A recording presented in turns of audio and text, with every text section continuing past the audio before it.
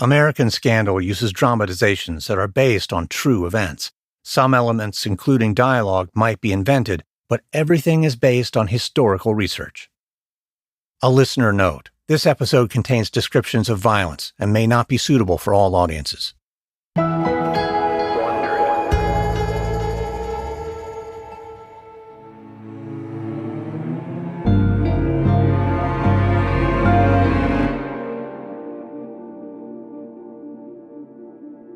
It's late November 1969 in New York City. Inside a television studio at CBS News, two men sit quietly as all around them crew members get cameras and microphones ready. One of the men is Mike Wallace, a veteran broadcaster wearing a sharp suit and a no-nonsense expression. But the pale young man sitting across from him is very different. Wearing glasses and a patterned sweater, Paul Meadlow is a 22-year-old from Indiana who served as a U.S. Army private in Vietnam. He fidgets in his seat, squinting under the bright stage lights. He's nervous, and not just because he's about to be broadcast on TV across the nation, but because he has a secret to tell. The crew get in their places, and the director counts Wallace in, giving him the signal that the cameras are rolling. We're speaking today with Paul Meadlow, who served in Charlie Company, 11th Infantry Brigade. Paul, I want to ask you plainly, were you present at My Lai on March 16th, 1968? Yes, sir. Can you describe what your unit was instructed to do that day? We were told to search the village for the Viet Cong and ensure there were none left. And what did you encounter upon entering the village? There were a lot of people. They weren't supposed to be there. Our intelligence reports said that all civilians would be gone to the market that morning. So what did you do with them? We gathered them up, and these were old men, women, children. Is that right? We didn't know who was the enemy and who wasn't. They could have been VC sympathizers, so we all huddled them up. What happened then? Lieutenant Calley came over and said, "You know what to do with them, don't you?" I thought he meant to guard them, but he came back later and asked why they weren't dead yet. He started shooting. He told me to start shooting too. Did you comply? Yes, I fired my weapon. At whom? At the villagers. The old men, women, and children. Meadlow nods, and Wallace leans forward. And babies? And babies. How many rounds did you fire? About 4 clips. Do you know how many people you might have killed? It's hard to say. Maybe 10 or 15. Wallace fixes Meadlow with an intense stare. You're a father, is that correct? Yes, sir, 2 children. How does a father of 2 shoot babies? I don't know, it was just one of them things. Why did you do it? I felt I was ordered to. At the time, it seemed like the right thing to do. Do you often think about that day? Yes. I see the women and children in my dreams. Some nights I can't even sleep. This CBS interview with Paul Meadlow will be front-page news all across America. Mike Wallace's unflinching, forensic questions draw out shocking revelations about what happened at My Lai. It's an interviewing masterclass that leaves the audience in no doubt an atrocity has been committed in Vietnam. And for those watching at home, it's hard to reconcile the ordinary-looking farm boy with the terrible things he's describing. But it's even harder to comprehend how this tragedy has been swept under the rug. It's been more than a year and a half since the massacre took place, and up until just a few days ago, no one in the American public had any idea it had even happened.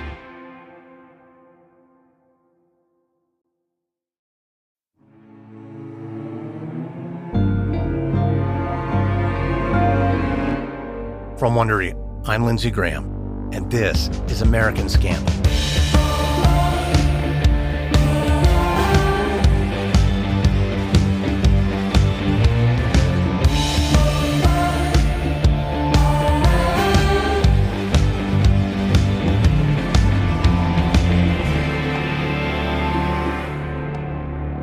On March 16, 1968, during the height of the Vietnam War, a unit of U.S. Army soldiers entered a village in South Vietnam and murdered hundreds of unarmed civilians. It was not a firefight or a battle gone wrong. It was a massacre. And for over a year, it was covered up, with the Army burying reports, the Pentagon keeping it quiet, and most politicians simply not wanting to know the truth. But thanks to the bravery of whistleblowers and the determination of reporters, what happened in the village of My Lai eventually became public knowledge. What followed was a countrywide reckoning over truth, accountability, and the real cost of war. This is Episode 1, The Road to My Lai. It's mid-March 1967 at Fort Benning, a U.S. Army base in Georgia. Dozens of young recruits pack into an overheated training room, standing shoulder to shoulder. The windows fog up as fluorescent lights buzz overhead. Among the soldiers is Florida-born William Calley. He's 24 years old, 5 foot 3 inches tall, and weighs barely 130 pounds. He enlisted last year and has already completed basic training. Now he's beginning a 26-week course to qualify as a junior officer. Calley's eyes flick around the room, pausing briefly on the broader shoulders and taller frames of most of the other men. He knows what they all must think of him, that he's too small, too weak, but he's determined to prove them all wrong. At the front of the room, a drill sergeant paces slowly back and forth, his boots thumping against the linoleum floor as he speaks. He beckons forward a young recruit in the front row, and Calley has a flash of envy. Part of him wants to be the one up there in front of everyone. But then, without warning, the sergeant drives his boot straight into the man's stomach. The soldier drops to the floor, clutching himself in pain. Calley winces, now grateful it wasn't him who was chosen. The sergeant barks at the man to get up and get back in line. Holding his side, the recruit scrambles to his feet to do as he's told. But the sergeant isn't finished yet. As soon as the first man rejoins the other recruits, he calls forward another. He grabs that soldier by the collar and flips him hard onto the floor. Then he raises his boot high over the man's face and then slams it down. The recruit flinches, bracing for impact, but the sergeant stops his boot an inch above the soldier's head. The sergeant explains how from that position you can push the nose right into the brain, or stomp on the rib cage and puncture the lungs. No weapon is required. Bone can become shrapnel if you know where to crush it. The sergeant's tone is clinical and emotionless. But the message is simple. If you go in for the kill, make sure you finish it. Then do it again. Some of the men in the room exchange glances. Others stare blankly. But Calley leans forward, absorbing everything. This is why he's here, to become a warrior. But during his training at Fort Benning, Calley is not that successful. He struggles with the basics of soldiering. He can barely read a map, and he's hopeless with a compass. Even more concerning to his superiors is his lack of what the Army calls command presence. Calley isn't well-liked or respected by his fellow recruits. Something about him just doesn't inspire loyalty or confidence in others. Still, the Army needs as many bodies as they can get. America's involvement in the war in Vietnam has deepened steadily through the 1960s. Hundreds of thousands of U.S. troops are now on the ground, trying to support the government of South Vietnam in their fight against the Communist North. But with casualties growing, public support for the war in America is beginning to crack. Many young men try to avoid the draft, and the military is always desperate for more junior officers to lead the fight. So although Calley graduates in the bottom quarter of his class, it's good enough. He's commissioned as a lieutenant and assigned to lead a platoon in Charlie Company in a battalion of the 11th Infantry Brigade. And on December 1st, 1967, he departs for South Vietnam. After a 12-hour flight to Da Nang Air Base in the middle of the country, Calley and his men are airlifted 75 miles south to Quang Ngai Province, a volatile region on the coast regarded as a stronghold of the Viet Cong, the communist guerrilla army fighting in South Vietnam. There, the men of Charlie Company are folded into a new unit, the Americal Division. As Calley and the rest of the men settle into their new home, they are briefed on what to expect. They get general instructions on how to patrol, how to call in fire support, and how to distinguish Viet Cong from non-combatants. And within only days of his arrival in Vietnam, Calley is sent out on his first mission. But it doesn't take him long to make a mistake. He's deep in the Quang Ngai jungle with the men of the 1st Platoon when he realizes that somewhere between gearing up and reaching the patrol checkpoint, he forgot his grenades. It's an unforgivable error for a platoon leader heading into hostile terrain. Now, Calley is alone, backtracking through the sweltering jungle to fetch them. The air around him is dense and claustrophobic. Vines catch on his uniform, and with each footstep, he sinks into damp and uncertain ground. Finally, he makes it back to camp. He keeps his head down, avoiding eye contact with the other men there. He doesn't want to explain why he's back without his platoon. He'll just get in and out, and hopefully his superiors will be none the wiser. So he heads straight to the ammo cache and grabs a crowbar, fumbling to crack open one of the wooden boxes. Sweat pours down his face as the lid finally gives with a groan. Inside, rows of grenades sit in neat foam slots. He reaches for a few of them, but then hears footsteps behind him. He spins around to see Captain Ernest Medina scowling. Calley straightens at attention. Medina is the commanding officer of Charlie Company and a decade older than Callie. He's known as Mad Dog, and for good reason. He's a fearsome soldier and a well-respected leader, but when his men fail to meet his high standards, his temper ignites, like right now. He rips into Callie for being idiotic and irresponsible. It's a barrage of fury launched at Callie in front of half a dozen nearby men. Callie just stands there, staring forward, his jaw locked as his face goes red. He can feel the other soldiers watching and smirking. But worse is Medina's obvious contempt for him. Callie has looked up to his captain ever since he met him. He sees Medina as everything he is not, everything he wishes he was, confident, respected, a war hero in the making. But now the disgust in his eyes hurts Callie more than any of his words. The dressing down stretches on for what feels to Callie like several excruciating minutes, and when Medina is finally finished, he turns on his heel and storms off. The only sound left is the buzzing of flies. Callie looks away from the other men. His hands tremble as he grabs the grenades and stuffs them into his belt pouch. Hurrying out of the camp, he tells himself that this won't ever happen again. Unfortunately for William Callie, this grenade incident is just the beginning. A few weeks later, he makes another mistake. Callie and his platoon are on a mission, moving through an open field just after midnight. Fog hangs low over the land, and visibility is near zero. Suddenly, Callie hears rustling in the stalks behind him. He thinks it's the Viet Cong sneaking up on them. He panics and calls for the launch of yellow flares. The entire field lights up like a football stadium. But it's not the Viet Cong, it's just his imagination giving in to paranoia.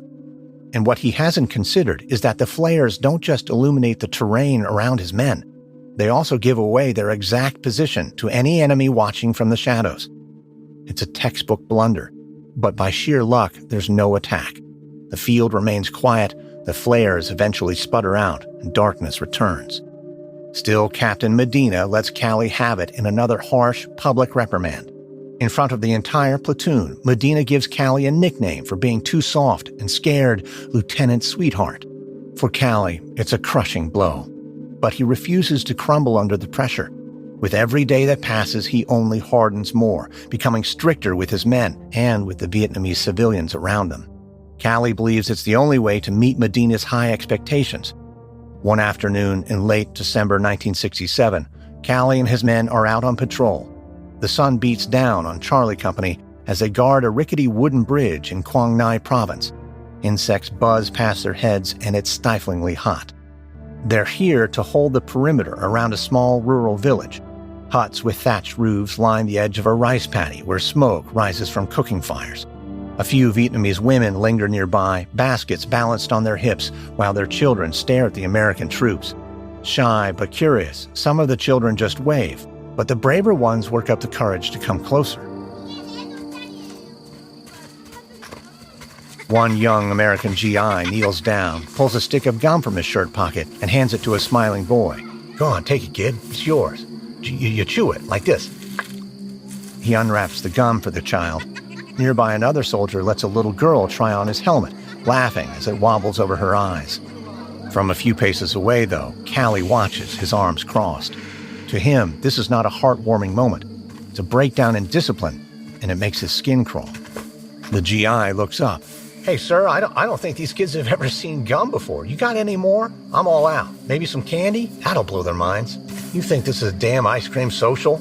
"I'm just giving the kids a piece of gum, sir. They're not hurting anyone. That is not the point." "I'm sorry, sir? You don't know who the enemy is. None of us do. That's the point. You might think they're harmless, but the last guy who let his guard down got blown apart. Sir, they're just kids. I mean, that little boy, he could be marking our position, taking your candy and then running home to tell Daddy everything about us. And that little girl, her mom might be bearing a mine right now on the other side of the village, and you're going to hand her gum while she does it. Jesus, Lieutenant, do you want to go home in a body bag? Because this is how it happens. We got targets on our back every minute we're out here, and you're an idiot if you think handing a girl some gum is going to make a damn bit of difference here. These people hate us. They want to see every last one of us dead." The GI walks off, muttering under his breath. Callie watches him go without saying another word. But inside, he draws a quiet, private conclusion. If he wants to keep these men alive, he's got to teach them to stop seeing villagers, stop seeing civilians, and start seeing threats. The sooner they learn that, the better.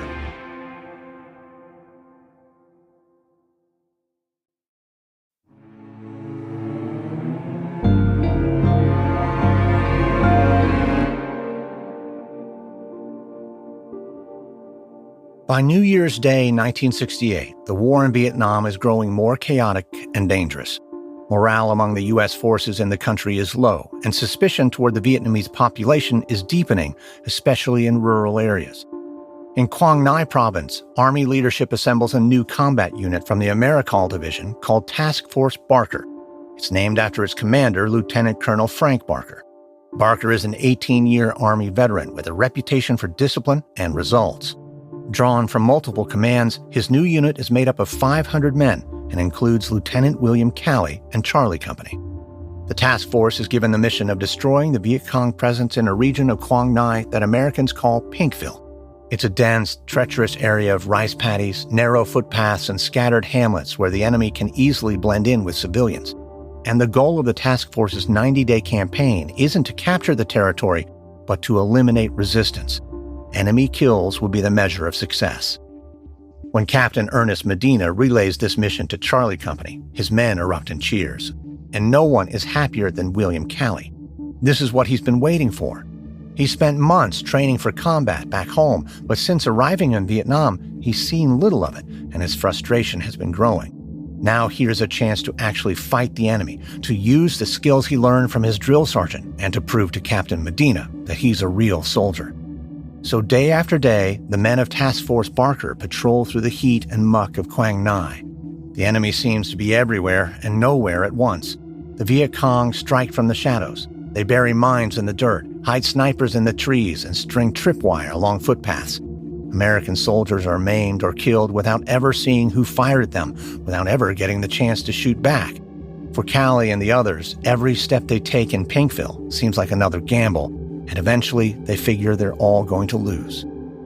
One evening in mid-January 1968, Calley and the rest of Charlie Company are sent out on another patrol deep in Quang Ngai.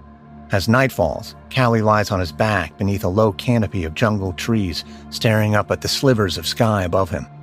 In the heavy, moist air, Calley's uniform clings to him like a second skin. Mosquitoes whine around his ears, but he doesn't move. Charlie Company is camped on a hillside in a tight, defensive circle, rifles close. There are no fires, and the usual nighttime gripes and banter are absent.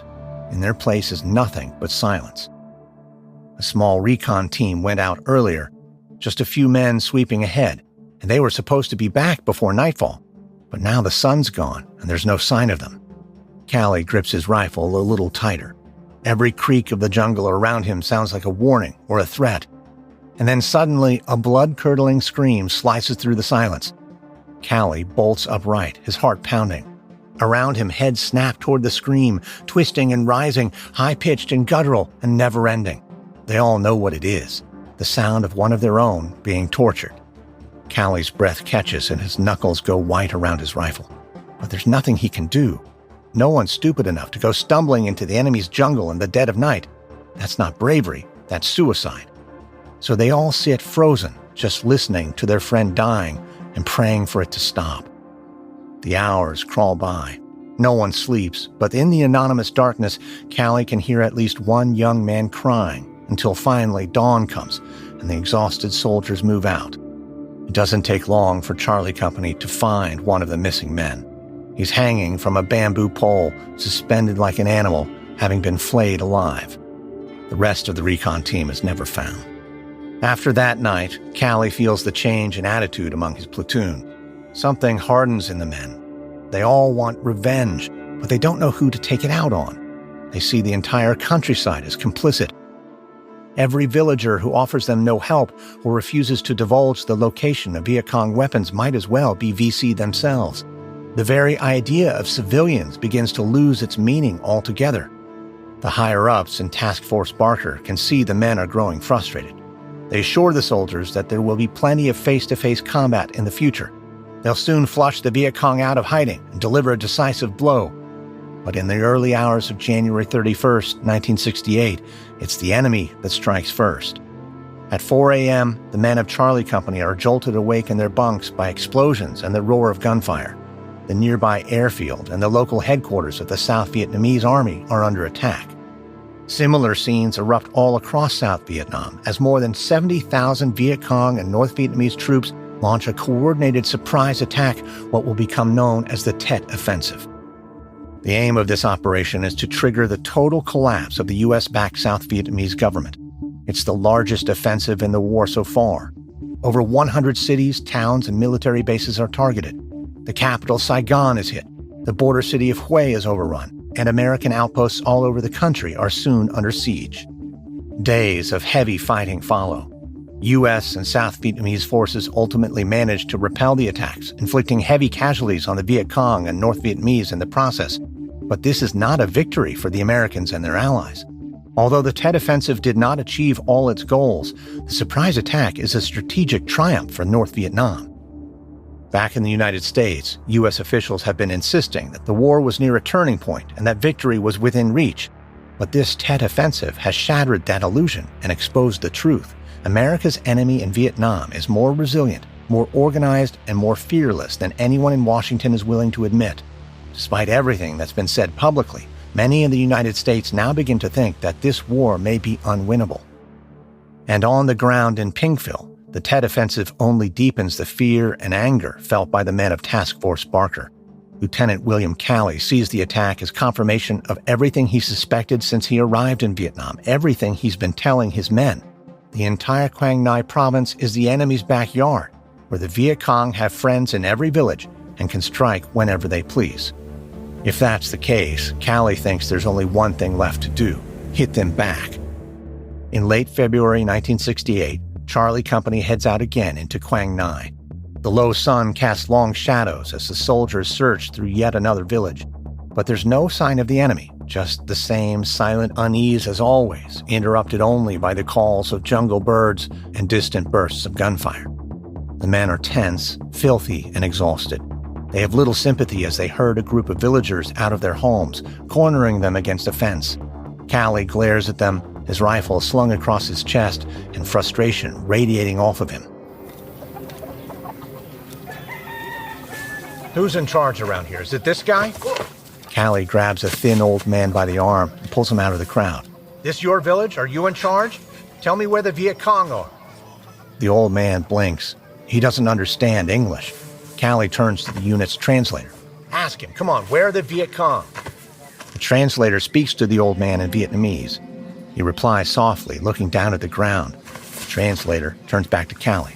He says he doesn't know. He says he's just a farmer. Yeah, they all say that, don't they? What about her? Calley grabs a younger woman from the line. The old man protests, but Calley shoves him aside. The translator tries to mediate. He says she's his daughter. Well, maybe she knows something. Where are the Viet Cong? Viet Cong, you understand that? Viet Cong. The woman says nothing, and enraged, Calley turns to his translator. Ask her who planted the mines. 3 of my men died. Legs blown off in a rice paddy only 2 clicks from here. Tell her that. Someone here must know something. There's another brief exchange of Vietnamese. Calley scowls impatiently. All right, what's she saying? She says she doesn't know about any mines or the Viet Cong. They just farm here. Oh, for God's sakes, you know she's lying. Sir, she's scared. So are my men. We've been in this hellhole for 3 months. You think it's a coincidence that we've never seen a single VC in these villages? Not one, while we keep getting shot at and blown apart? While we keep dying? They know. They're either helping the VC or they are VC. Sir, please, they don't know. They're just civilians. This is Pinkville. No one is just anything here. William Calley spits in the dirt, then walks off. The Vietnamese villagers avert their eyes. One of the soldiers mutters something under his breath while another lights a cigarette with shaking hands. They may not much like Calley, but they all see things his way now. The old man, the young woman, they're not harmless civilians. They know things that could save American lives, but they're choosing to say nothing. They're all in on it. They are all the enemy.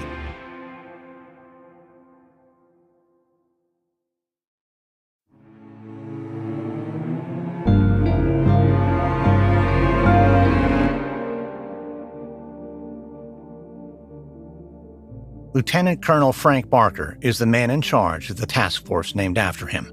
And by early March 1968, he is under immense pressure. The Tet Offensive has rattled American military command and exposed just how fragile their grip in South Vietnam really is. Barker's orders are clear: root out and destroy the Viet Cong in Quang Ngai province, especially the elusive 48th Local Force Battalion. The 48th has long been considered one of the most disciplined and deadly Viet Cong units, but U.S. forces have struggled to pin down their movements, let alone destroy them. Barker is convinced they're hiding out in Pinkville. That's the military's nickname for a cluster of rural hamlets around the My Lai area. If Barker had his way, he'd bring in bulldozers and flatten Pinkville entirely, but his repeated requests to do so have been denied. So now Barker has to find another way forward, but he knows the window for success is closing. Back home, newspapers are criticizing the war, and politicians in Washington are starting to demand progress reports and body counts. Barker and his superiors need a win, something they can point to as proof that the task force is turning the tide in Quang Ngai. But it's not going to be easy. Morale among the troops is low, and every casualty only ratchets up the pressure even more. But then Barker gets an intelligence report saying that the Viet Cong 48th Battalion is almost certainly near the village of My Lai, regrouping and gathering strength. Barker believes a surprise attack on the area could wipe them out. But while he plans the next move from the relative safety of Task Force headquarters, the men of Charlie Company are out in the field. They're putting their lives on the line day after day, and they're getting increasingly angry about the fact they're making no progress. And on March 14, 1968, Lieutenant William Calley leads his men on another grueling patrol in hostile territory. Out of nowhere, there's an explosion and then screaming. One of the most popular sergeants in the unit is blown to pieces, killed instantly by a booby trap hidden in the undergrowth. 2 others have been caught in the blast, and their friends scramble to help as blood pools in the dirt. Dirty hands press against open wounds, but nothing the soldiers do seems to stop the bleeding. Thankfully, the medevac helicopter comes quickly. Both the wounded and the dead are hoisted above and whisked away into the sky.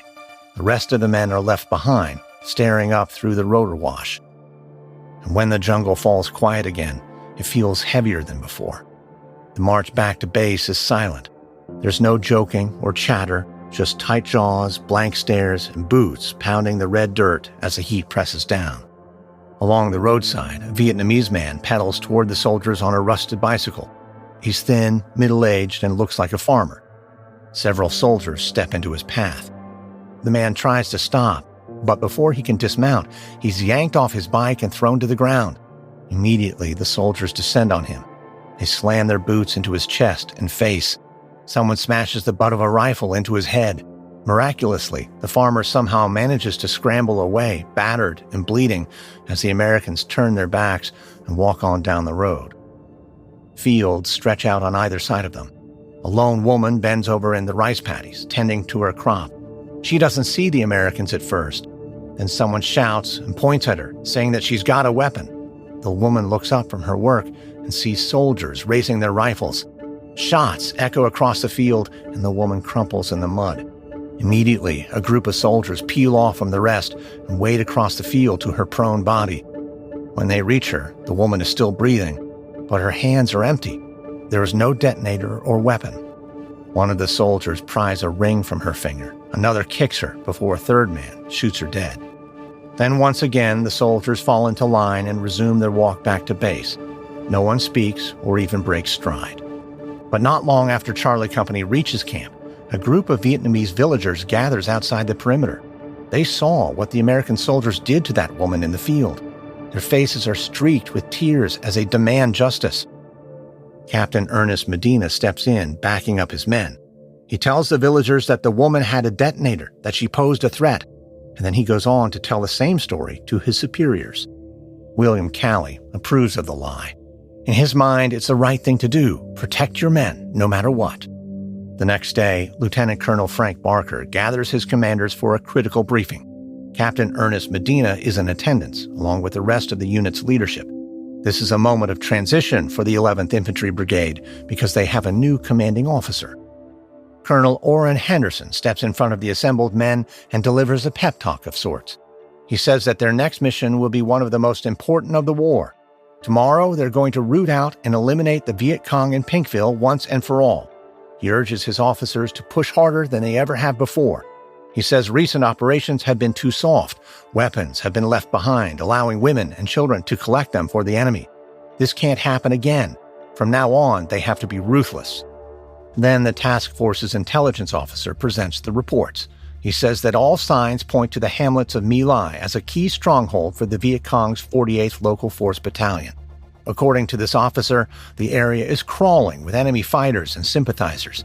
He adds that by the time the attack begins at 7:30 the next morning, any true civilians should be already off to the market in Quang Ngai City, so anyone left behind should be considered hostile. Medina listens carefully, nodding along. After weeks of dead-end patrols and unseen enemies, his men are finally being handed an actual target. He doesn't ask for clarification on civilian rules of engagement, because he doesn't need to. The tone in the room says enough. This is their chance to deliver a real blow to the enemy, and Medina is determined not to let it slip away. As dusk settles over the base, the light takes on a strange and coppery hue. Inside the mess tent, Lieutenant Callie and his platoon sit hunched over trays, picking at cold rations. Other soldiers clean rifles, smoking cigarettes in silence. No one says much, because just a few hours earlier, news of yet another patrol being ambushed spread throughout the camp. Feels like any of them could be next. And when Captain Medina steps inside the mess tent, he notices the atmosphere immediately. Climbing onto a crate, he calls for his men to gather around. Okay, boys, before we talk business, let's bow our heads. A moment for the ones we lost this week. The men all bow their heads in silence. Then Medina goes on. All right, I've got some news for you. We're moving out tomorrow. Mission drops at 07:30. Destination, Pinkville. Intel from Recon says we'll be hitting a hot zone. Could be 250 VC dug in around My Lai. Could be more. One of the men pipes up. What's the mission, sir? Search and destroy. No half measures this time. You hit the ground, you clear the village. You mean engage? Like sweep and secure? I mean search and destroy. What about civilians, sir? This isn't one of those villages full of friendly farmers. Intelligence says anyone we encounter will be VC or a VC sympathizer. Barker said it clear. No restrictions this time. So we light it all up. We light it all up. Look, I know you're all tired. I know you're angry. We've lost good men these past few months, but tomorrow we get to settle the score. Tomorrow we give some back. So eat up, rest up, we lock and load at dawn. William Callie and the other men of Charlie Company disperse into the night, carrying Captain Medina's words with them. After all the long months of pain and frustration, they're finally heading into battle. Callie can't wait. This is his chance to prove himself a soldier and a leader of men, to earn Captain Medina's trust at last. And tomorrow morning, Callie's platoon will board helicopters bound for My Lai, and nothing about this war will ever be the same again. From Wondery, this is episode 1 of the Massacre at My Lai for American Scandal. In our next episode, Lieutenant William Callie leads Charlie Company into My Lai, but within minutes, the mission turns into an unspeakable horror. If you'd like to learn more about the Massacre at My Lai, we recommend the books My Lai, Vietnam, 1968, and The Descent into Darkness by Howard Jones, Cover Up by Seymour Hersh, and The Forgotten Hero of My Lai, The Hugh Thompson Story by Trent Engers. This episode contains reenactments and dramatized details, and while in most cases we can't know exactly what was said, all our dramatizations are based on historical research. American Scandal is hosted, edited, and executive produced by me, Lindsey Graham, for Airship. Audio editing by Christian Paraga. Sound design by Gabriel Gould. Supervising sound designer Matthew Filler. Music by Thrum. This episode is written and researched by Alex Burns. Fact-checking by Alyssa Jung Perry. Managing producer Emily Burke. Development by Stephanie Jens. Senior producer Andy Beckerman. And executive producers are William Simpson for Airship and Jenny Lauer Beckman, Marshall Louie, and Aaron O'Flaherty for Wondery.